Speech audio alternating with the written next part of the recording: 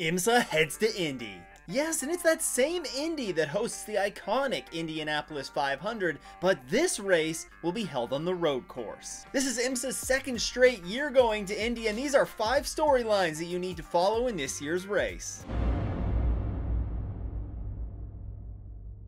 In 2023, Imsa returned to Indy for the first time since 2014. And just a year later in 2024, the race will go from a 2-hour and 40-minute sprint race to a 6-hour endurance race. With the race being lengthened from 2 hours and 40 minutes to 6 hours, it also means that this round will become a Michelin Endurance Cup race, to bring the total number of endurance races to 5. Now, what does this mean apart from it being just a longer race? Well, for starters, with the 6-hour format, it means that things should be a little bit more relaxed in the opening stints, as opposed to what we might see in a sprint race, for instance. Well, at least maybe it'll be a little bit more tame than the turn 1, lap 1 that we saw here last year. I mean, please guys, I'm begging you. But it also means we're going to see a race within a race take place. You see, with it now becoming a Michelin Endurance Cup race, there are going to be Endurance Cup points that are handed out here. These points, which are handed out at certain times during the race, will be going towards the Michelin Endurance Cup standings, which is completely separate from the regular season championship. In the Michelin Endurance Cup, the championship leaders are: in GTP, the number 7 Porsche Penske entry leads by 5 points over the number 31 Cadillac. In LMP2, the 52 Inter-Europol by PR1 Matheson Motorsports entry leads by just a single point over the 18 and the 04. In GTD Pro, the number 1 Paul Miller Racing BMW leads by 2 points over the number 62 Rexy Competizione Ferrari. And in GTD, Windward Racing leads by 3 points over the number 70 Inception Racing Ferrari. We'll talk more about that switch to Ferrari in just a second. So yeah, the Endurance Cup points for this Indy race are going to be handed out at the 3 and the 6 hour mark. And especially as that 3-hour mark approaches, keep an eye on the teams and the strategies that they're employing. The pit strategies in the hour and a half leading up to that 3-hour mark could be vastly different across teams, whether they're in the hunt for this Michelin Endurance Cup championship or not. And all of this strategy will be in an effort to try and maximize the number of Endurance Cup points that they get at, again, the 3 and the 6 hour marks of this race.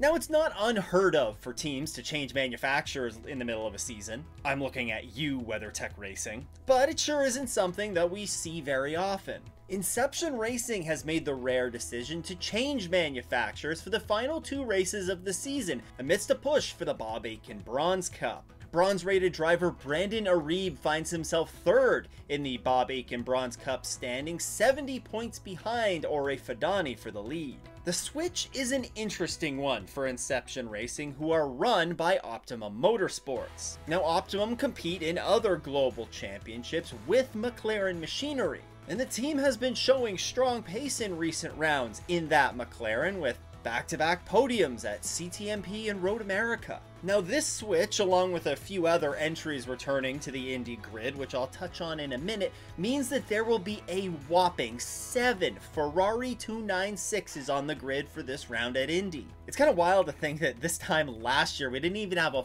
full season Ferrari GTD entry, and now all of a sudden we have 7 cars on the grid. Now, the team, despite their long history with McLaren, does have a small bit of experience working with Ferrari, as they ran a Ferrari in the 2021 24 Hours of Le Mans. And while they don't have any experience with this new 296 Ferrari, they were able to get the car out for a shakedown at COTA last week. And thanks to Chad Engel and Apex Driving Events, we have some great footage of that car on track at COTA. Now, as you can see, when the car was tested, it didn't yet have the livery, which has since been unveiled and looks incredible, by the way. But despite this lack of experience that Inception have with the 296, you gotta just look at this 296 platform, especially in Imsa, and at all the success that that car has had this year. And it really does look like that car is going to be a force to be reckoned with here in the final 2 races of the season. Now again, I do want to thank Chad and Apex Driving Events for sending over this footage. They're both a great follow on social media, especially in the lead up to a race weekend, as they're posting a ton of content from pre-event tests, which you can't really find anywhere else. I'll link all their socials for you guys in the description below. Now,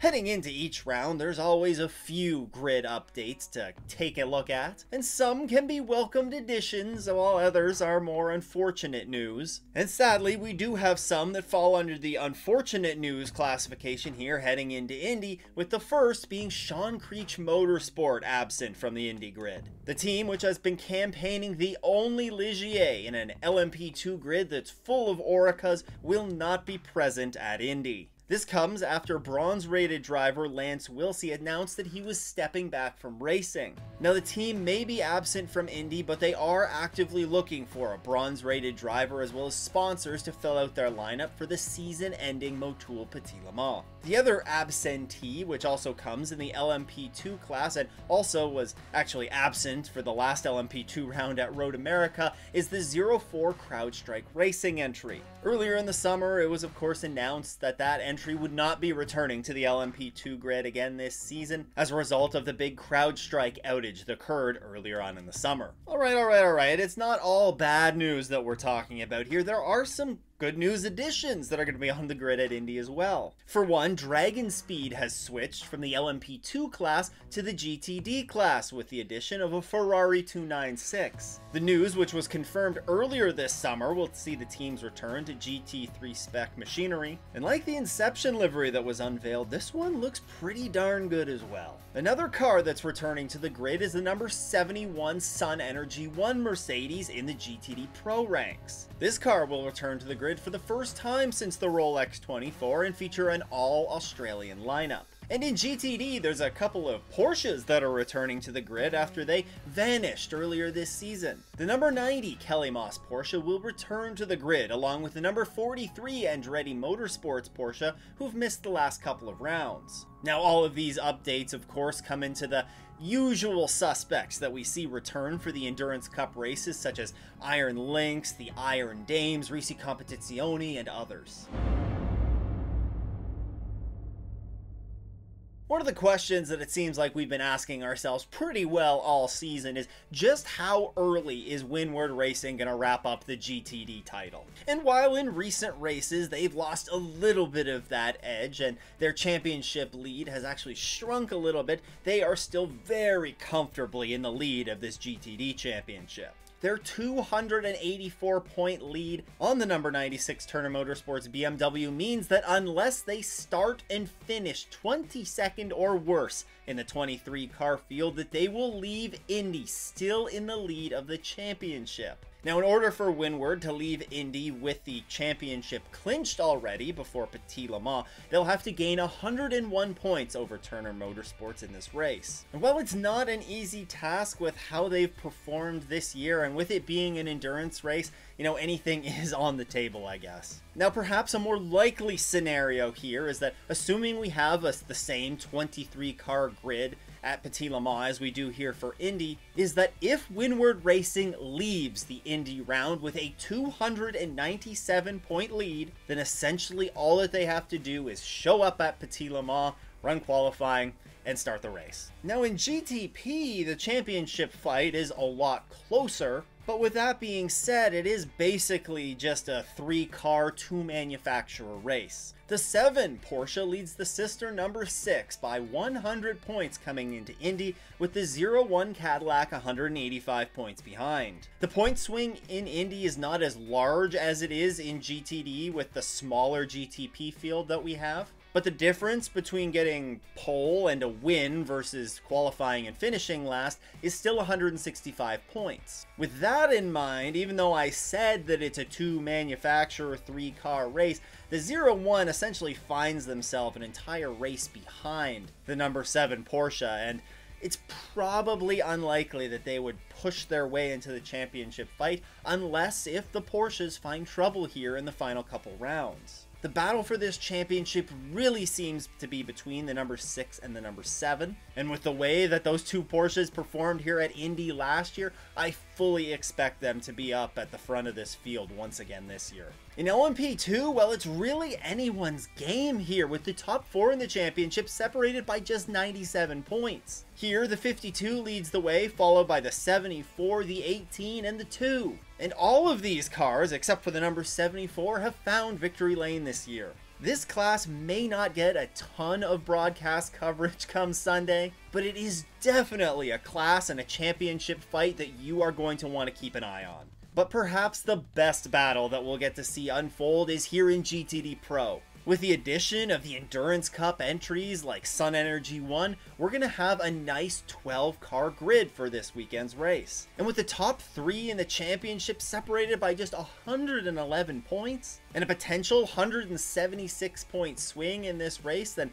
we could be leaving this round at Indy with a very interesting championship battle on our hands. Here though, the number 77 AO Racing entry leads the 23 Aston Martin by 17 points, with the number 1 Paul Miller Racing BMW, who just broke through for their first win of the season, 111 points back.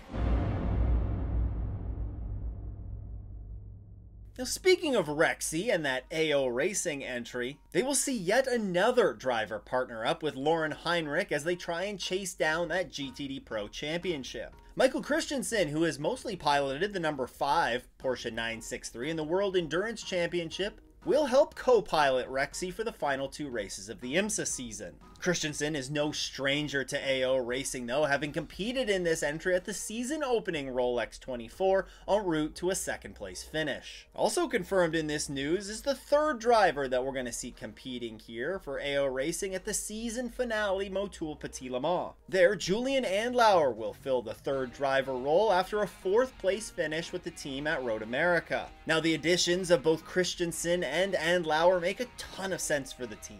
Both of them have had good runs with the car, both of them are very strong drivers, and it sets AO Racing up for a really good shot at their first IMSA championship. Now, while the 2024 championship battles are in full swing, we are already getting entries confirmed for the 2025 grid. One confirmation that absolutely nobody was surprised about was Wayne Taylor Racing being confirmed to run 2 Cadillacs in GTP next year. You can learn all about that switch right here. Huge shout out to all the channel supporters. If you too want to support the show, then you can head to patreon.com/offintheesses or click that join button below. Once again though, thanks for tuning in. I hope everyone has a great race weekend and doesn't go off in the S's.